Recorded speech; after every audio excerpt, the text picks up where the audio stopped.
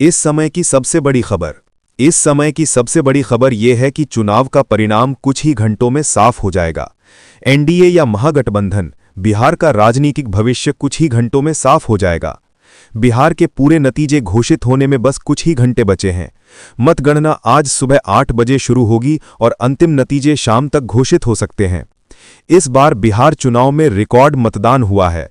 दूसरे और अंतिम चरण के मतदान में कुल 66.91% मतदान हुआ, जो 1951 के बाद से बिहार के इतिहास में सबसे अधिक है। अपनी प्राथमिकताएं सही रखें। गठबंधन की लड़ाई और एग्जिट पोल के अनुसार भाजपा के नेतृत्व वाला राष्ट्रीय जनतांत्रिक गठबंधन एनडीए राज्य में सत्ता में वापसी कर सकता है। एक्सिस माई इंडिया का अनुमान एनडीए 121 से 141 सीटें, महागठबंधन यानी एमजीबी 98 से 118 सीटें, जेएसपी 0 से 2 सीटें। टुडे चाणक्य की भविष्यवाणी भाजपा 160 सीटें, राजद 77 सीटें।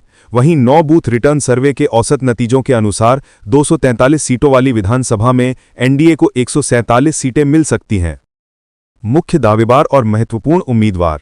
इस चुनाव में महागठबंधन जदयू के नेता नीतीश कुमार के 2 दशक के मुख्यमंत्रित्व को समाप्त करने की कोशिश कर रहा है, जबकि एनडीए सत्ता बरकरार रखना चाहता है। 2015 के चुनाव में राजद और जदयू ने मिलकर जीत हासिल की थी, लेकिन बाद में यह गठबंधन टूट गया। इस बार राजद नेता तेजस्वी यादव कांग्रेस के समर्थन से राज्य में अपनी राजनीतिक जमीन फिर से हासिल करने के लिए संघर्ष कर रहे हैं।